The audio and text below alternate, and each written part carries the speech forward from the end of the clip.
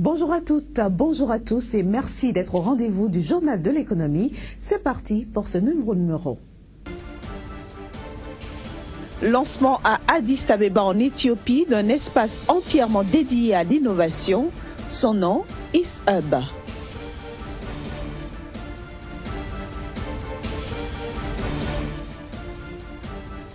Le Kenya et le Soudan du Sud, désormais reliés par une autoroute et une fibre optique. Il s'agit d'une initiative de la Banque mondiale.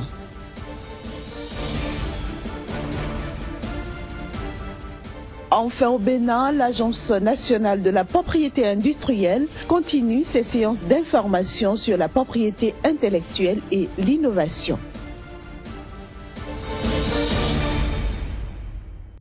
Avant d'en arriver au développement de ces titres, intéressons-nous tout d'abord à l'opérateur de téléphonie mobile français Orange. Cet opérateur entend construire un siège social d'une valeur globale de 23 millions d'euros à Abidjan, en Côte d'Ivoire. Orange, qui est présent dans ce pays depuis 1996, investit chaque année plus de 60 milliards de francs CFA. Il emploie par ailleurs environ 2000 personnes dans ce pays pour un chiffre d'affaires annuel de l'ordre de 500 millions d'euros. Addis Abeba, la capitale éthiopienne, dispose désormais d'un espace entièrement dédié à l'innovation. Il s'agit d'une initiative de certains entrepreneurs spécialisés en nouvelles technologies. Les images. Le soleil se couche sur la capitale éthiopienne Addis Abeba.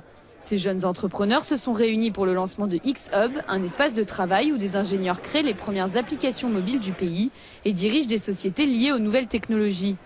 La capitale compte maintenant 3 incubateurs informatiques. L'idée, offrir une formation aux jeunes qui souhaitent démarrer leur propre entreprise. Dans les universités éthiopiennes, 70% des étudiants s'orientent vers les sciences et les technologies. L'Éthiopie a tout pour voir rapidement décoller ce secteur.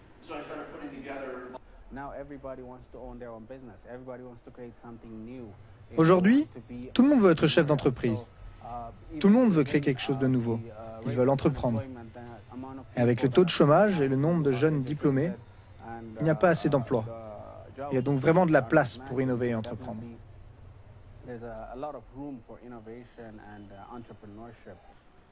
Malgré cet engouement pour l'innovation, créer sa propre entreprise reste difficile en Éthiopie. Florian Monderscheid gère ICE Addis, une autre pépinière dans la capitale. Il a vu plusieurs startups s'écrouler face aux démarches administratives fastidieuses. Enregistrer sa société peut prendre jusqu'à 1 mois. Autre problème, le manque d'argent. Les investisseurs éthiopiens restent timides face à un secteur encore méconnu et le gouvernement impose des restrictions aux investisseurs étrangers. En ce moment, il est toujours difficile de trouver des investisseurs parce qu'il n'y a pas de modèle ou de cadre juridique pour le capital risque. Et je crois qu'une fois que le système bancaire s'ouvrira un peu, on verra un boom dans la création de start-up et dans le développement technologique. Felix Segei, un entrepreneur américain d'origine éthiopienne, a pu trouver des financements pour lancer le premier service de livraison de repas en ville. Mais pas facile de gérer une entreprise qui s'appuie sur une application mobile dans un pays où Internet et les réseaux téléphoniques sont très instables. Felix est tout de même confiant. Il sait que les nouvelles technologies ne sont qu'à leur balbutiement dans le pays. Habituellement, dans ces marchés, il y a un moyen de transférer de l'argent très rapidement et très facilement, et ici, cela n'existe pas encore tout à fait. Je pense qu'une fois qu'il y aura un moyen pour les entrepreneurs de faire de l'argent grâce aux technologies, vous allez voir un changement très très vite. Aujourd'hui, plus de la moitié des pays africains ont au moins un incubateur de technologie. Sur le continent, les investissements dans ce secteur ont plus que doublé l'an dernier. Et si la scène technologique en Éthiopie est encore derrière celle de ses voisins, ces jeunes entrepreneurs espèrent être les pionniers d'une nouvelle ère pour le pays. 5 millions de dollars, c'est le montant décaissé par la Banque mondiale pour notamment relier le Kenya et le Soudan du Sud, ceci à travers la construction d'une autoroute et l'installation de fibres optiques. Ces infrastructures ont pour but d'améliorer les communications et les échanges commerciaux entre ces deux pays. Elles s'inscrivent par ailleurs dans le cadre du projet de facilitation de développement du commerce et du transport dans la région Afrique de l'Est. Direction maintenant l'Afrique de l'Ouest, plus précisément le Bénin, où l'Agence nationale de la propriété industrielle, en abrégé ANAPI, organise à l'Infosec de Cotonou un séminaire destiné d'une part à informer et sensibiliser sur la propriété intellectuelle et d'autre part à valoriser les innovations. Génial Afoula a suivi cette séance pour nous. Les résultats des travaux achevés au sein des grandes écoles et instituts de recherche scientifiques nationaux sont sujets à une mauvaise exploitation et en proie à des manœuvres frauduleuses. Une situation qui atteste de l'application marginale du droit de la propriété intellectuelle, chose qu'entend pallier l'Agence nationale de la propriété intellectuelle durant ce séminaire. Dans nos instituts et centres de recherche scientifique et grandes écoles du Bénin, il y a toujours de nombreux travaux achevés dont les résultats pourtant dignes d'intérêt sont abandonnés dans les laboratoires. Nos chercheurs, à l'instar de ceux des autres pays en voie de développement, n'arrivent pas à exploiter les résultats de leurs travaux dans le domaine commercial. Au-delà de son importance sociale, la propriété intellectuelle impacte également sur le développement économique national. La propriété intellectuelle aujourd'hui est au cœur de toute l'activité économique. Si vous allez au marché, quel que soit le produit que vous voulez acheter, vous êtes guidé par un certain nombre de paramètres. La qualité technique du produit, vous n'êtes pas prêt à acheter n'importe quoi. Quand on vous dit que ceci est un produit breveté, celui-là n'est pas un produit breveté, je vois tout de suite vers où vous allez partir. Vous partirez tout de suite vers le produit breveté parce qu'il vous inspire confiance en ce sens qu'il y a eu une recherche menée autour de ce produit qui a été certifié par un office de brevet qui a octroyé le brevet. Au terme de la formation, les différents participants seront mieux aptes à affirmer la paternité sur le fruit de leur recherche, mais aussi et surtout à valoriser les résultats qui en découlent. Nous restons au Bénin, cette fois-ci pour parler de la commercialisation des faux médicaments, et ce sera avec notre invité du jour.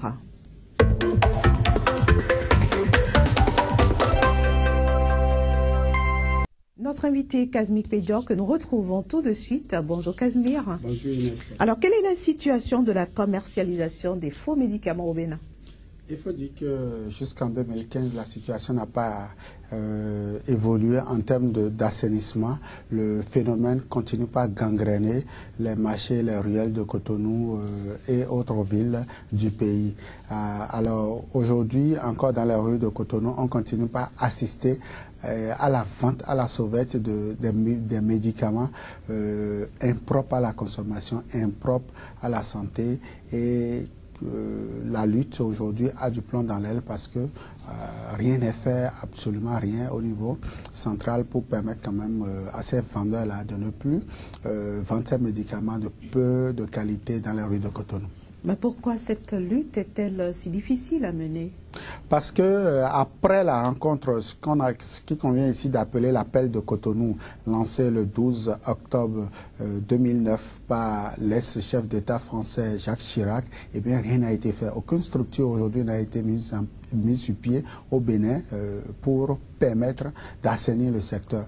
Vous avez dans un marché comme Dantopa à Cotonou, il y a tout un espace qui est réservé à la vente de ces médicaments. À Djegounlé, dans le marché Dantopa, c'est un marché, c'est une pharmacie, si j'ose parler ainsi, à ciel ouvert, où ça se vend les médicaments périmés, les médicaments de peu de valeur. Et pourtant, nous sommes dans un état sérieux. Ces médicaments-là transitent par des canaux bien connus, où l'État peut aujourd'hui taper du poing sur la table pour dire je ne veux plus voir ça, mais rien n'est fait. Il n'y a aucune structure aujourd'hui qui s'occupe de ça. Il n'y a aucune législation comme c'était annoncé le 12 octobre 2009, comme je le disais tantôt. Il n'y a aucune structure, juste 6 ans après, il n'y a aucune structure encore tangible qu'on voit qui s'engage dans la lutte contre les faux médicaments au Bénin. Et vous, vous êtes économiste, on se demande ce que vous cherchez bien dans ce domaine qui relève plus donc de la santé publique, non? Oui, vous allez, très belle question, mais figurez-vous, il n'y a pas d'économie, il n'y a pas de bonne santé économique sans une bonne santé des personnes et des biens, surtout des personnes. Lorsque la population se porte mal parce qu'elle a consommé des faux médicaments, eh bien, l'économie ne peut jamais bien se porter. Et mieux, vous savez, le secteur du médicament, c'est un secteur qui génère beaucoup de ressources financières. C'est plusieurs milliards de francs CFA qui sont gérés par ce secteur-là. Qu'on le veuille ou non, c'est une mauvaise activité, mais il y a de l'argent dedans. Donc, c'est une devise impropre à la consommation, c'est une devise impropre à l'économie. Et donc, il faut s'inquiéter sur ce que cela peut engendrer en termes de conséquences néfastes sur la population. Et c'est d'ailleurs pourquoi nous nous sommes intéressés à ce sujet qui relève, comme vous le disiez tantôt, de la santé. Mais malheureusement, on n'a pas besoin de cette santé-là dans l'économie. On n'a pas besoin de consommer des produits prohibés au niveau de l'économie forcément avant de développer l'économie d'un pays. Donc aujourd'hui, il faut arrêter ce cycle-là parce que figurez-vous, c'est des multinationales bien organisées qui gèrent ce secteur d'activité-là. C'est des gens qui sont quelque part, parce que le Bénin ne produit pas ces médicaments-là, ça vient de l'extérieur. Donc c'est des personnes qui sont censées... Ça transite par les frontières. Ça transite par les frontières, soit c'est par la mer, pour le port autonome, ou bien c'est pas les airs au niveau de l'aéroport, ou bien c'est pas les voies terrestres que ces produits-là rentrent au niveau du Bénin. Donc, il faudrait forcément que les gouvernants puissent savoir ce qu'il faut faire pour arrêter la CIE parce que ça risque d'ici à là de contaminer. Parce que, figurez-vous, les statistiques de l'Organisation mondiale de la santé disent aujourd'hui qu'il y a environ 200 000 personnes qui meurent par jour dans le monde pour avoir consommé ces médicaments. C'est quand même important. Donc, aujourd'hui, le Bénin, le Sénégal, la Côte d'Ivoire et autres pays continuent par faire face à ce danger qu'est le médicament de la rue. Donc, voilà pourquoi. Et que fait justement l'ordre des pharmaciens pour endiguer ce phénomène? Parce que c'est quand même étonnant que cet ordre-là ne réagisse pas, non? Oui, elle réagit, mais de moins c'est réagit, mais figurez-vous, Madame Toukouro, elle a quel pouvoir aujourd'hui face à tout ce que l'État,